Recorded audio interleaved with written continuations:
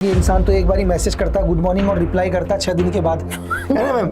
और मैम इनसे भी देखो, मैंने आपको क्या बोला, इनसे भी हटकर और भी बहुत चीज़ें हैं जीवन के अंदर। उस लड़की को भी गोली मार दी उन्होंने और उस लड़के को भी गोली मारा, तो लड़का तो नहीं मारा लेकिन वो बेचारी इनोसेंट लड़की। ये आपकी कोई गर्लफ्रेंड है? मैम गर्लफ्रेंड, आप एक चीज बताओ, शादी हो गई अब? नहीं, मेरे जैसे आदमी की गर्लफ्रेंड बनेगी मैम, आप खुद ही बताओ। क्यों नहीं बनेगी? आप तो इतना पसंद करते हैं लोग आपको, तो कोई ना कोई उसमें से ऐसी होगी जो आपके जीवन साथी बनने लायक हो या जो आपको बहुत पसंद करती हो।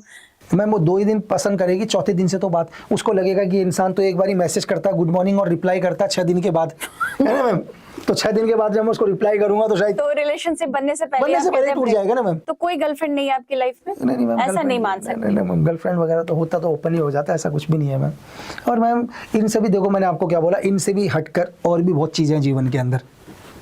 आप गर्लफ्रेंड इसलिए नहीं बना रहे कि आपको थ्रेट आ रहे हैं दुनिया भर से, वो और ये थ्रेट कौन भेज रहा है आपको? क्योंकि इसलिए पाकिस्तान के खिलाफ बोलते हैं, आतंकवादियों के खिलाफ बोलते हैं, तो ये धमकी कहाँ से आते हैं? आपको जान से मारने की धमकियां कहाँ से मिल रही हैं? मैम देखिए, जो चाहे हम लोग बात अगेंस्ट नहीं करते मैम, हम तो सिर्फ वो बात करते हैं जो जनता को पता होनी चाहिए, सच बोलते हैं। हाँ। और देखो जो भी धमकी देते हैं, चाहे वो एक फ्रंट में एक टेररिस्ट आता है, लेकिन टेररिस्ट के पीछे कौन होते हैं मैम? दुनिया की एजेंसीज होते हैं। एजेंसी कभी डायरेक्ट थ्रेट नहीं देगी किसी को भी।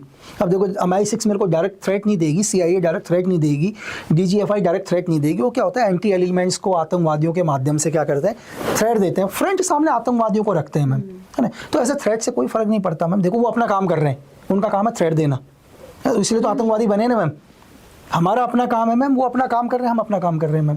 आपको डर नहीं लगता? नहीं मैम, डर किस चीज़ का मैम? एक क्वेश्चन मैम। धमकी जिस तरह से दी जाती है आपको, मतलब उससे कोई मतलब डर किस चीज़ का? लेकिन चलो धमकी भी कोई आदमी देगा, डर किस चीज़ का मैम? जान के जाने का। मैम मुझे संसार का वो व्यक्ति बता दो जो नहीं मरेगा मैम। सबको मरना है। आपको संसार में तो ऐसा कोई है ही नहीं जो नहीं मरेगा। तो आप इन धमकियों की परवाह नहीं करते? बिल्कुल नहीं मैम। कोई आपके साथ कोई सुरक्षा नहीं होती? मैं ही नहीं, दुनिया का कोई भी एजेंट, धरती का कोई भी एजेंट मैम किसी थ्रेट से नहीं डरता मैम। वो थ्रेट से डरेगा तो एजेंट ही नहीं बनेगा मैम।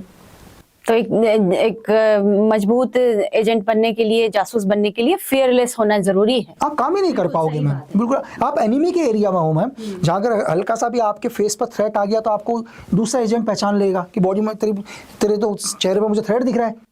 तो जब आप जासूस बनकर जाते थे, जब आप इसमें काम में थे, तो क्या अपनी वेशभूषा और ये सब भी बदलते थे, अपनी भाषा? वो पिक्चरों में रहता है मैम। अच्छा, ये सब पिक्चरों में होता है। तो असल में क्या होता है मैम? असल में होता है आप जिस कवर आईडी में गए हो। अच्छा, आप भी मैम डेली यहाँ कैब पर गए होंगे, बहुत बड़ी कैब जाते हो। अच्छा, आपने कैब वाले से कितना बात कर लिया आज तक?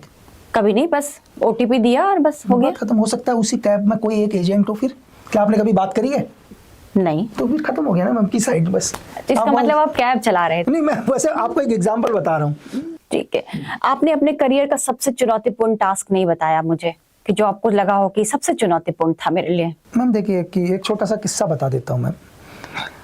हमारे को किसी इंसान को सरेंडर करवाना था मैम। एक था लड़का जो किसी इंसर्जन ग्रुप के लिए काम करता था इंडिया में। इंडिया की बात कर रहे हैं? हाँ, किसी भी टेरिटरी के एरिया, उसको सरेंडर करवाना था। तो उसकी एक गर्लफ्रेंड थी, दोस्त बनी मेरी वो, है ना मैम। क्योंकि मुझे उसके थ्रू उसके बॉयफ्रेंड को सरेंडर करवाना है मैम। अच्छा, है ना। इसमें दिक्कत ये थी मैम, क्या होता है, सबसे बड़ा रिस्क है कि मैं जब भी उसकी गर्लफ्रेंड के साथ टाइम बिता रहा हूँ, दोस्त है मेरी ऑनली, तो मैं उनके एरिया में हूँ, एनिमी के टेरिटरी में हूँ, उनके एरिया में हूँ। तो लगभग 20-22 दिन तक वो ऑपरेशन चला था मैम। और उस 20-22 दिन तक ये लगा लो कि जब भी मैं उसके साथ बैठा, उससे बात करी, तो सिर्फ 10% में उसी के साथ रहता था वहाँ पर। 90% मेरे को सिर्फ उसी के बॉयफ्रेंड या उसी एनिमी का खतरा दिखता था। क्योंकि यहाँ पर क्या है कि मैं उस 22 दिन में से किसी भी क्षण, एक भी मिनट, उन लोगों को अगर ये पता चल जाए कि यार ये किस के लिए काम करता है और यह क्यों आया है, तो वो लोग मैम क्या करते हैं, आदमी की बॉडी में 18-20 भी नट बोल्ट डालते हैं मैम। तो एक लंबा ऑपरेशन था जहाँ पर एक लड़की के साथ 20-22 दिन। और मैं आपको लास्ट में ये बताऊँ मैम कि उसने अपने जैसा हम लोगों ने चाहा, उसको कभी ये नहीं पता चला, लड़की को पता नहीं था, लड़की को लास्ट तक भी पता नहीं था। हाँ। कभी नहीं पता चला। लेकिन लड़की के दिमाग में हमने एक चीज़ डाल दिया था कि बहुत बड़े ऑपरेशन लॉन्च होने वाले हैं और बहुत जल्दी इंडियन आर्मी या यहाँ पर एक ऑपरेशन करेगी, कंबाइन ऑपरेशन दूसरी आर्मी के साथ, उस देश का नाम नहीं बताऊंगा। तो सारे एंटी एलिमेंट्स या जितने भी इंसर्जेंट है मारे जाएंगे। तो लड़का और लड़की अच्छे बॉयफ्रेंड रिलेशन उनका अच्छा था, तो लड़की ने हर बात उस तक पहुंचानी शुरू करी और डिप्रेशन में, मतलब लड़की ने ये बोला या तो मुझे छोड़ दे, और लड़का रेडी हो गया मैम, कि लड़का रेडी हो गया कि सरेंडर करने के लिए। बस इत्तेफाक की ये बात थी मैम कि उस ऑर्गेनाइजेशन को भी पता चल गया था कि ये सरेंडर करने की तैयारी में है, तो उस लड़की को भी शूट आउट कर दिया मैम, है ना, उस लड़की को भी गोली मार दी उन्होंने, और उस लड़के को भी गोली मारा। तो लड़का तो नहीं मरा, लेकिन वो बेचारी इनोसेंट लड़की जिसका इस दुनिया से कोई मतलब नहीं मैम, वो मारी गई। तो आपको उस चीज का दुख है मैम कि जिसको कभी कुछ नहीं पता था, तो उन्हीं के ऑर्गेनाइजेशन वाले लोग आए और उस लड़की को भी शूट आउट किया। वो तो ऑन द स्पॉट खत्म हो गई और लड़के को भी मरा हुआ समझ के चले गए थे, तो लड़का जिंदा रहा। तो दुख हुआ क्योंकि उसको तो ये भी नहीं पता चला कि मैं मरी क्यों, मतलब एक इनोसेंट की जान चले गई। तो फिर कई बार लगता है मैम कि देश के हित के लिए व्यक्तिगत कोई भी निजी फायदा, अगर देश के हित में फायदा हो तो हमारे को इतना तो बर्दाश्त करना पड़ेगा मैम। जो पर्सनल सैक्रिफाइसेस हैं, कई बार अपने इमोशंस को भी आपको पीछे रखना पड़ता है। अभी आपने बांग्लादेश वाले में सुना होगा मैम कि एक ऑफिसर की ऑडियो रिवील करना पड़ा मैम। हाँ, आपने बताया अभी रिवील करना पड़ा ना मैम। हाँ। मुझे भी दुख है कि मैं एक ऑफिसर की ऑडियो को रिवील कर रहा हूँ, लेकिन सच्चाई सामने लाने के लिए हजारों लोग मर रहे हैं मैम। मुझे पता है कि उस ऑफिसर को ढूंढ के मार देंगे वो लोग। एग्जाम्पल के लिए ISI उसको ढूंढ लेगी, DGFI उसको ढूंढ लेगी, कहीं ना कहीं से उसको ढूंढ ही लेंगे वो लोग। मुझे पता है कि एक इंसान को नुकसान होगा, लेकिन हजारों लोग, लाखों लोग मरने से बचेंगे मैम। अब आपने चूंकि कहा है कि आपको जल्दी कहीं जाना है, तो बातचीत खत्म करने का समय आ रहा है, लेकिन एक बार मुंबई चलते हैं। मुंबई में क्या कर रहे हैं आप? दिल्ली मुंबई कितने चक्कर लगाते हैं, और मुंबई में क्या खास काम हो रहा है, और आपकी फिल्में हम कब तक देख सकते हैं, इस बारे में दर्शकों को बताइए। 2026 में लोगों को देखने को मिलेगा। मैंने कुछ एक चीज़ें लिखने की कोशिश करी है, लिखी है मैम, तो शायद नेटफ्लिक्स में कुछ एक वेब सीरीज देखने को मिल जाएंगी। कुछ एक फिल्म मेकर हैं, अच्छे डायरेक्टर हैं।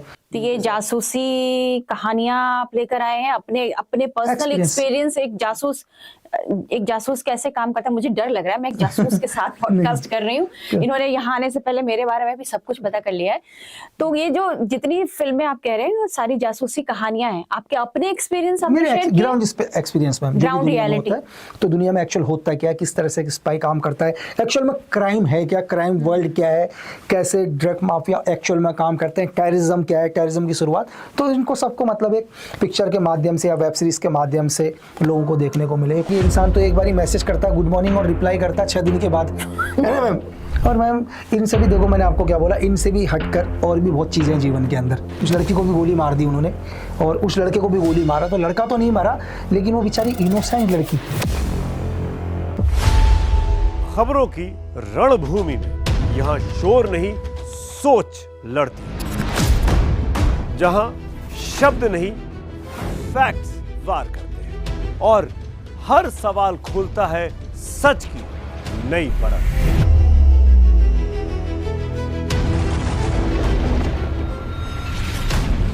चक्रव्यूह आपके अपने सुमित अवस्थी के साथ सोमवार से शुक्रवार शाम 6:57 पर टाइम्स नाउ नव भारत पर।